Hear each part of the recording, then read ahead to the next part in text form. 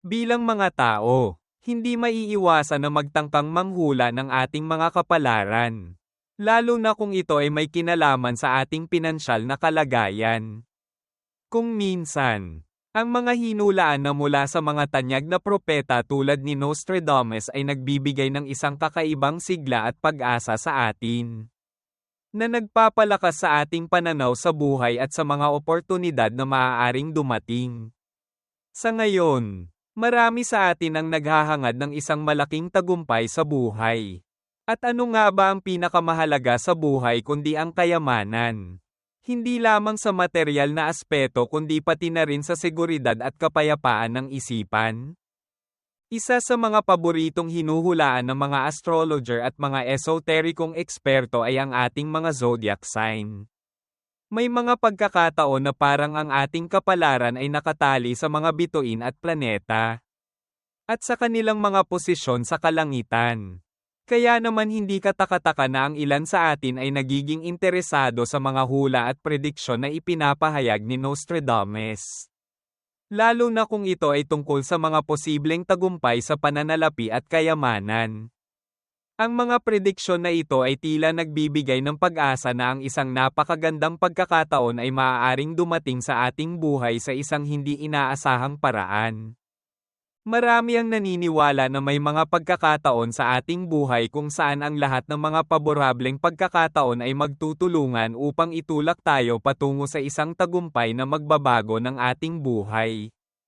Isang halimbawa na madalas itanong ng mga tao, paano kung mangyari ito sa akin?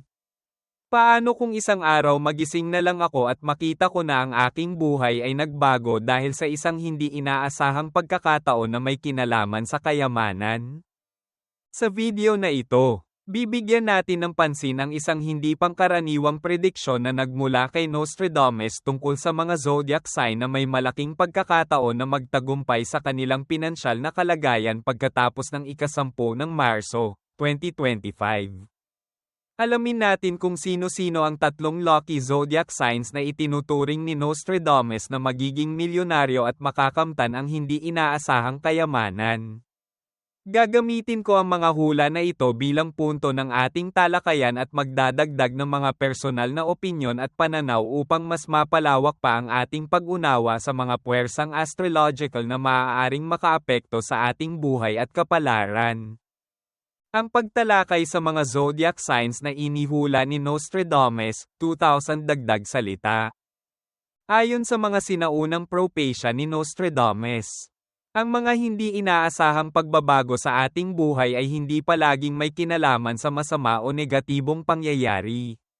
Sa halip, may mga pagkakataon din na ang mga pagbabago ay nagdudulot ng labis na kasiyahan, tagumpay, at yaman. Ang mga propesya ni Nostradamus ay matagal nang ipinag-uusapan at pinag-aaralan ng mga eksperto sa astrologiya at esoterismo. Marami sa mga hula niya ang natutugunan sa paglipas ng panahon. At ito ang nagbigay ng kredibilidad sa mga hula na tila nagdadala ng mga pahiwatig na makikinabang tayo mula sa mga cosmic na paggalaw ng ating solar system. Ayon sa mga eksperto, pagkatapos ng ika-10 ng Marso, 2025, may 3 zodiac signs na inaasahan nilang magkakaroon ng hindi inaasahang tagumpay sa pinansyal na aspeto ng kanilang buhay. Ang mga planetang Jupiter at Uranus, na itinuturing na mga planeta ng kasaganaan at mga biglaang pagbabago, ay magkakaroon ng espesyal na alignment na makikinabang ang ilang mga zodiac sign. Ang alinmang pagbabago sa posisyon ng mga planetang ito ay maaaring magbukas ng mga oportunidad na magdadala sa mga tao ng tagumpay at kayamanan. Ayon sa mga astrologer, ang pagbabago sa galaw ng mga planetang ito ay magdudulot ng mga makapangyarihang epekto sa ating buhay. At narito ang 3 zodiac sign na may pinakamalaking pagkakataon na makamtan ang mga pagbabago. 1. Taurus, ika-20 ng Abril hanggang ika-20 ng Mayo.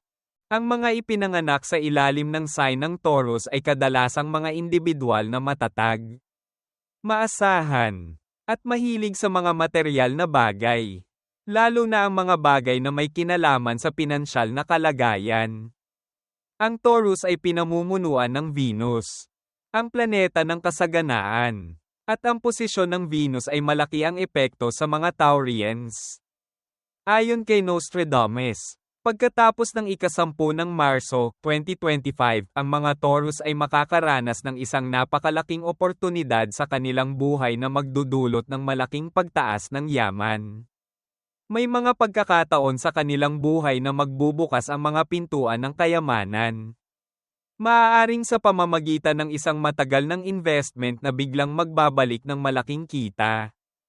Isang matagumpay na negosyo, o isang hindi inaasahang panalo sa lottery. Kaya naman, para sa mga Taurus, ang pagkakataong ito ay isang pagkakataon na magtulungan ang kanilang sipag, tiyaga, at mga plano sa negosyo. 2. Leo, ika-23 ng Hulyo hanggang ika-22 ng Agosto. Ang Leo, na pinamumunuan ng araw, ay isang sign ng mga leader at matagumpay na individual.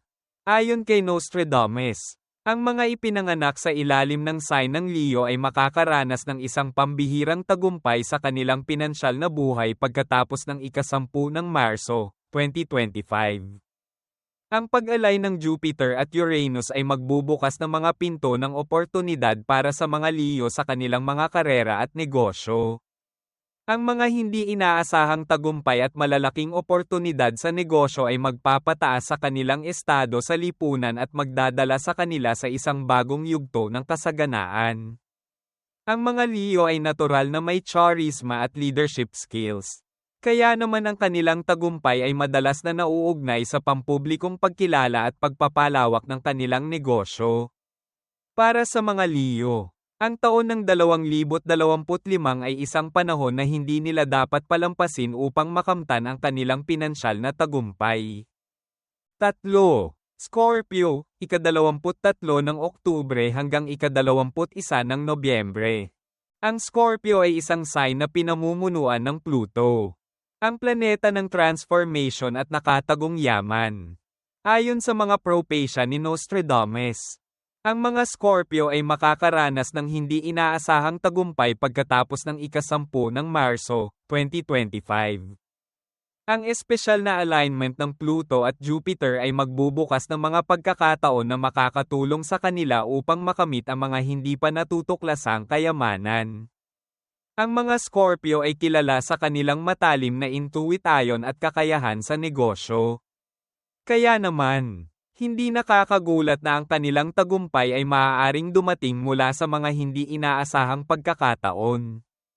Tulad ng biglaang mga panalo sa lottery, matalino at strategic na pamumuhunan, at mga natatagong oportunidad sa negosyo. Ang kanilang kasanayan sa paghahanap ng mga oportunidad ay magbibigay daan sa kanila upang magtagumpay sa mga negosyo at investments na makakamtan ang mga hindi nakikitang yaman. Pagwawakas, sa pagtatapos ng ating pagtalakay, mahalaga ring isaisip na ang mga hula ni Nostradamus ay hindi nangangahulugang ang lahat ng ating mga hangarin ay magiging isang tiyak na tagumpay. Ang ating mga kapalaran ay hindi ganap na nakadepende sa mga astrological alignments lamang, kundi sa ating mga desisyon at aksyon sa buhay. Ang mga prediksyon ni Nostradamus ay nagsisilbing gabay lamang. Ngunit ang ating sariling mga aksyon at pananaw ay may malaking papel sa pagbuo ng ating kinabukasan. Habang ang mga Taurus, Leo, at Scorpio ay maaaring magkaroon ng pinakamalalaking pagkakataon sa pananalapi sa 2025, ang lahat ng zodiac signs ay may kanya-kanyang pagkakataon upang umangat sa buhay. Ang astrolohiya ay hindi lamang tungkol sa pagpapakita ng kung ano ang mangyayari, kundi pati na rin sa pagbibigay ng lakas at gabay upang tayo ay maging handa sa mga darating na oportunidad. Sa mga hindi kabilang sa mga top 3 zodiac signs, huwag mawalan ng pag-asa. Ang mga pagkakataon ay maaaring magbukas sa mga hindi inaasahang paraan.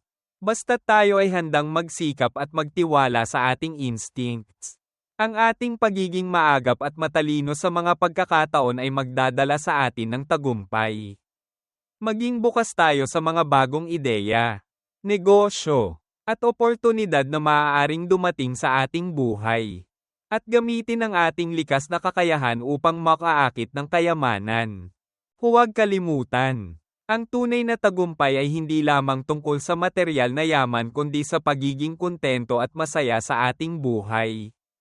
Ang tunay na kayamanan ay matatagpuan sa ating mga relasyon, kalusugan, at personal na kasiyahan. Gayunpaman, hindi masama ang maghangad ng tagumpay sa pinansyal na aspeto. At kung ito ay darating sa pamamagitan ng ating sipag at tamang pagkakataon, tanggapin natin ito ng bukas palad. Huwag kalimutan ang mga propesya ni Nostradamus. At gamitin ito bilang isang hakbang patungo sa mas matagumpay na buhay. Ang ating kapalaran ay nasa ating mga kamay. At ang tanging kailangan lang ay ang pagkakaroon ng tamang pananaw, determinasyon, at pagsusumikap upang makamtan ang ating mga pangarap.